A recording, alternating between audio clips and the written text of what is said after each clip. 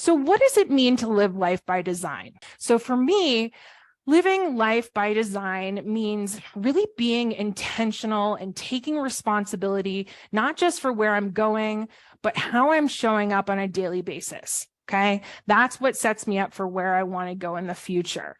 So for me, it's really the difference between life happening to me versus life happening for me, if anybody's ever heard that adage before. So it's living a life by design rather than by default. So when things happen for me, it's really by design. When things happen to me, it's almost as if the world is happening to me and it's not on my terms. When we live that life by default, what we do is we tend to find ourselves passively waiting for the things to happen in our life rather than taking massive action to get the results that we're looking for. I tend to find that my clients who are in this more default mode, they don't love making decisions. They'll often abdicate their own agency to others or let other external circumstances drive their decisions instead of making decisions themselves. The most simplest form here, living life by design, is all about backcasting. And that's a term that Annie Duke coined, but really thinking about putting yourself into the future and then turning around and looking at what it is that you need to create for yourself, asking yourself, what can I do today to put my future self in a position to live the life that I truly desire? Now, the problem with that is that we are very instant gratification driven. We're a dopamine seeking society. And part of that has to do with our primitive brain and what it's designed to do in order to keep us safe. We talked about that in one of our other sessions where our primitive brain was designed to seek pleasure, avoid pain, and conserve energy. But when we learn to delay that gratification, when we move toward the pain and expend energy now, the payoff down the road becomes that much greater. And we're able to live a richer, more fulfilling life. So if you were to spend any time with me outside in like our personal world, and people that know me well probably will laugh if folks are on the call here that they've heard me say this before. You might notice that I sometimes proudly will proclaim that like past Lindsay really set current Lindsay up for success. And I appreciate the fact that she took the time to think through what it is that I might be wanting in the moment. So sometimes it's for physical things, like when I'm standing at the top of a double black diamond ski run and I'm appreciating myself for the hours of Pilates that I did in the off season that are about to keep my knees safe. Other times it might be when we're camping, and I have to admit, I'm the person that will pull out the bougie milk frother to make my hot cocoa. But in that moment, I'm thinking like, gosh, I was an architect of that experience for myself, right? I had decided ahead of time that future Lindsay was really going to appreciate that cup of cocoa.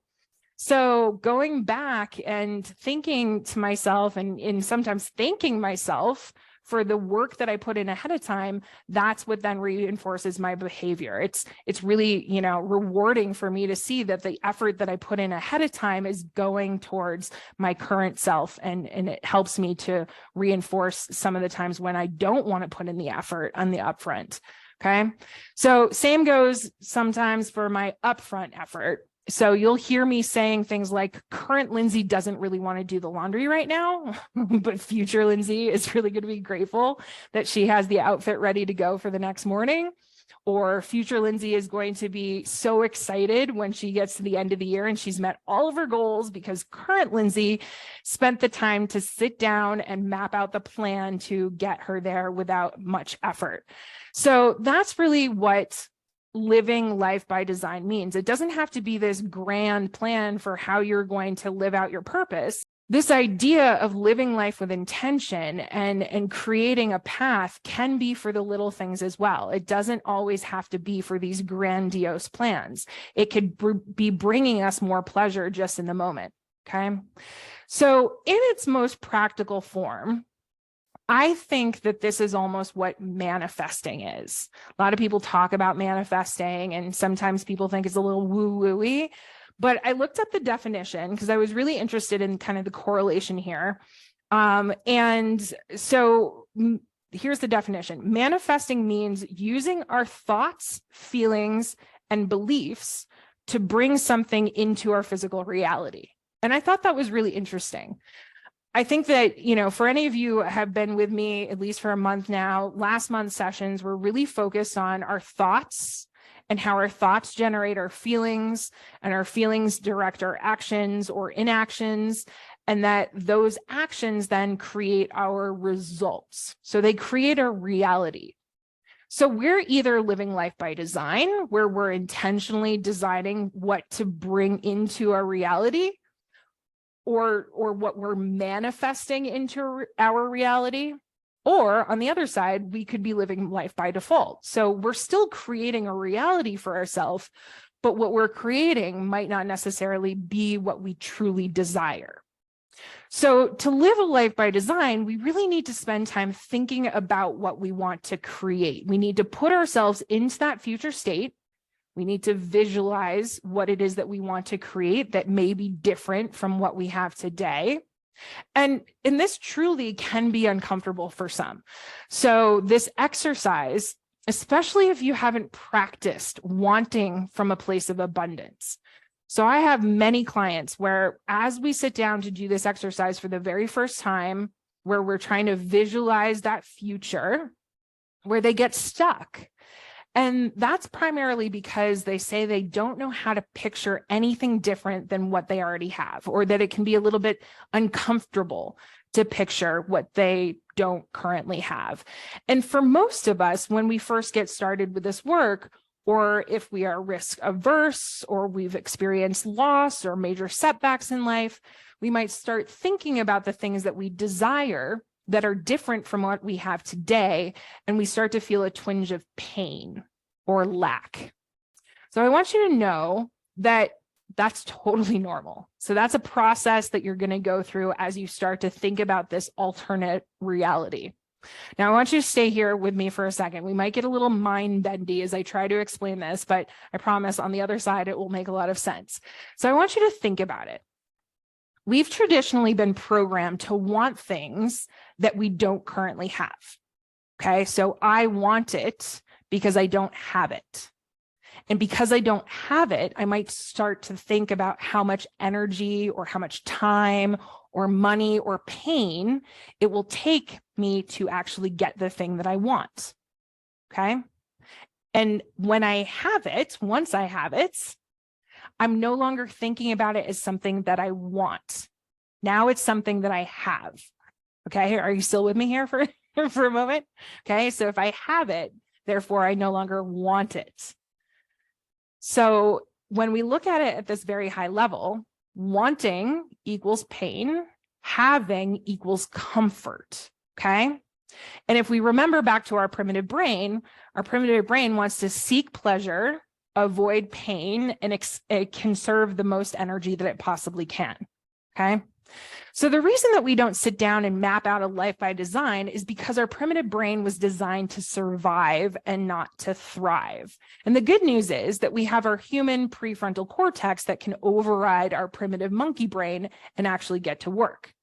So how do we go about doing that? So what we have to do literally is that we need to practice wanting things that we already have. That way we can start to rewire our brain to see wanting as pleasure instead of pain.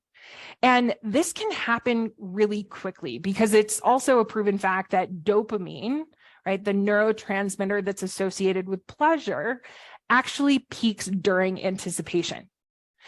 So long as we can actually start to show ourselves that we have things that we want, then our brain will get to that place where it's on board with doing the work in order to get there. So that's kind of the process. It really comes down to believing that this is possible to have the things that we want. What we're going to do here is I want you to think about some things that you want that you already have.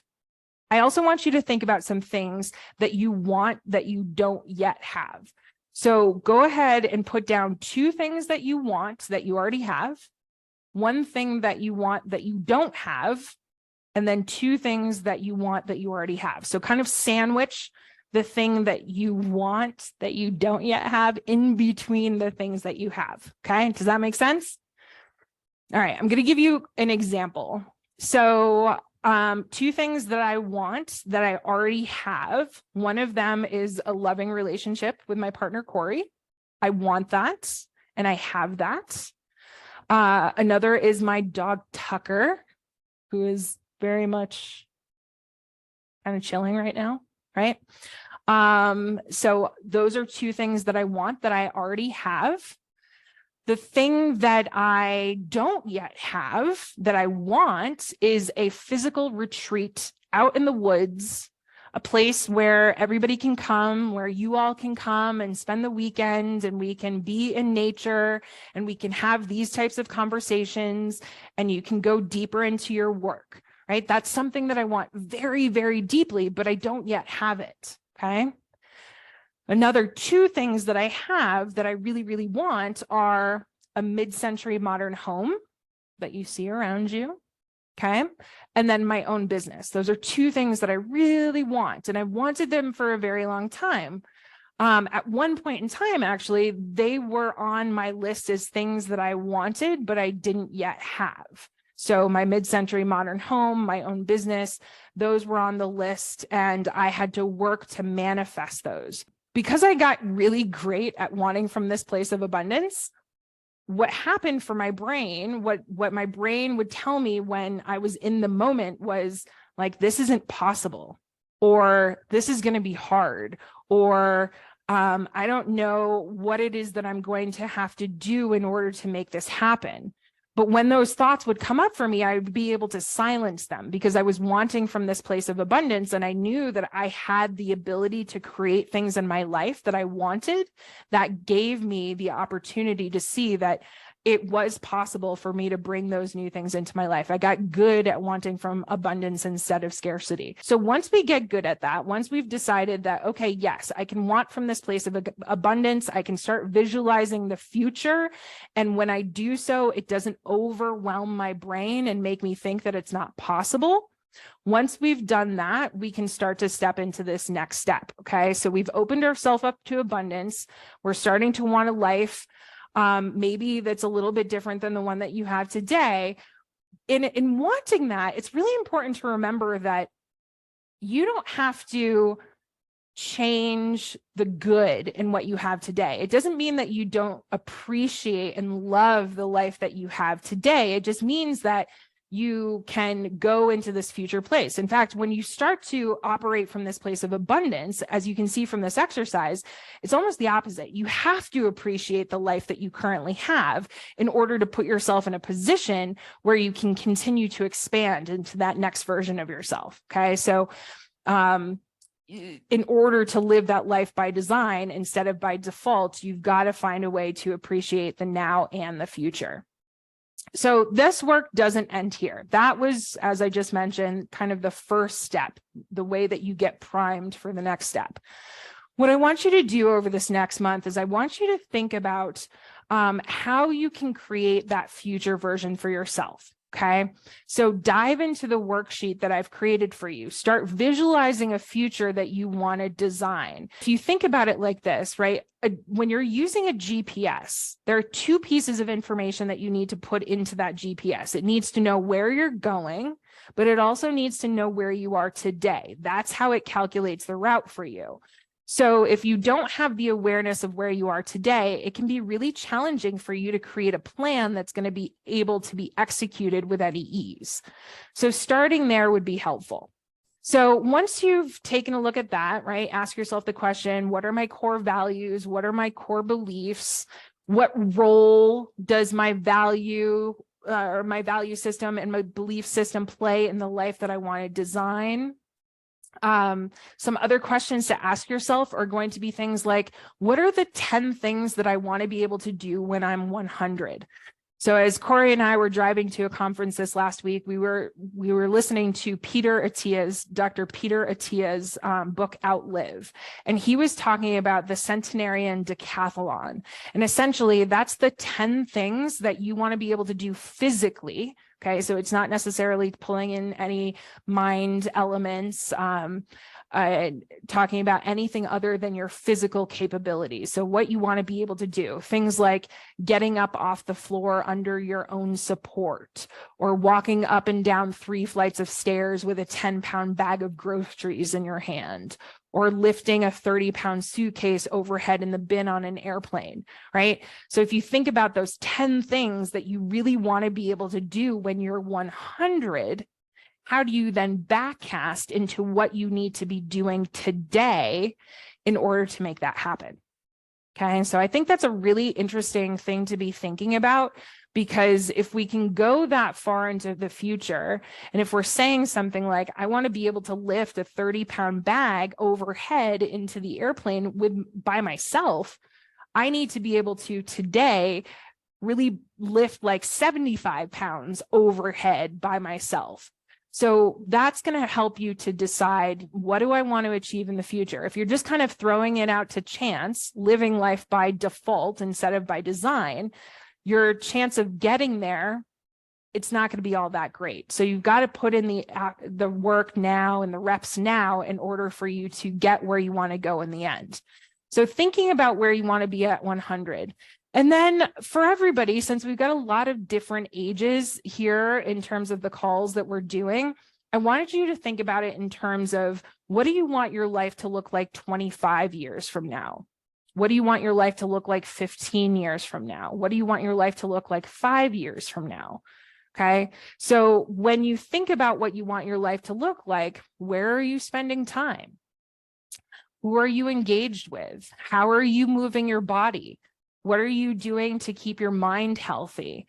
How are you fueling yourself? What are you finding joy in? All of these areas are really important for us to think about. When we put ourselves into that future and we can get crystal clear, when we can close our eyes and see it so clearly. When I talk about that retreat that I want to have in the middle of the woods, when I close my eyes, I can see it. I can see it. I can see the stonework. I can see the wood. I can see the canopy of the trees, and I can see the brook along the side of the house. And I can see, and I can hear, I can hear the brook. I can also hear drums in the background, and I can hear laughter. And so being able to close your eyes and really visualize and feel into what you want that future to be like. Now, this is where we tend to have that twinge of pain. If you close your eyes and you can't see a future, it doesn't mean that you're broken. It means you haven't practiced it enough. And sometimes it feels a little bit silly to close your eyes and describe things in that much detail, but think about all of your senses as you're going through this process. Pull your 5 senses into the process and really dive deep into what you want to create. Okay, so as you close your eyes and you imagine your future self, some other questions to think about are, how do you show up? What does your future self value that might be different from what your current self values? What are you spending time on? What are you spending money on? What are you spending energy on? Those 3 things tend to tell you what you value, right? If you were to look at your spending today, what you spend your money on tends to show you what you value. What you spend your time on tends to show you what you're valuing. What you spend your energy on tends to show you what you value. So when you look at all of that, what I tend to see with my clients is that they will be spending their time, money, and energy in areas that when they look at their list of values, it's a complete mismatch. So that's great news, right? It's great that we figure that out, because then we can start to realign ourselves and decide, where do I want to be spending my resources? If these are the things that I value and I haven't been spending my time, money, and energy there today, how do I shift my resources to make that happen? Okay, so how closely is my current self aligned with my future self? What shifts do I need to make in order to start going in the right direction? And then what do I need to change? So is there something that I need to look at more acutely? Is there something that I want to dive deeper into? If there is, this is a perfect opportunity for us to do some one-on-one work. Right? If there's something that really does need to shift and you're struggling to shift it on your own, that's what we're here for, is to help coach you through those potential shifts that you want to be making. Okay. So thinking about what we need to do in order to take action, the last piece that I want you to consider, and all of this is inside of that worksheet that I've created for you. But once you've got a clear understanding of where you want to go, what you want to achieve, what's the truth about where you are today, think about the 10 habits on a daily basis that are absolutely critical for you to complete in order for you to just get where you want to go. Okay, so you can start taking a look at the different areas of your life, whether it's financial, whether it's physical, emotional, mental, spiritual, your personal environment, and you can pick 10 habits that are kind of the non-negotiables. So for me, it's going to be things like gratitude daily. That's one thing that's a non-negotiable. It's happening no matter what. Nobody needs to know it's happening, but I'm doing it every single day. Think about the things in your life that are absolutely a must do and the non-negotiables, and that's where you're going to end up with your 10. Okay. This work is not meant to be easy. It's meant to make you think. So I want you to carve out time on your calendar to actually put an appointment in there with yourself so that you can get this work done. If you do, I promise you that you're going to start to see amazing results.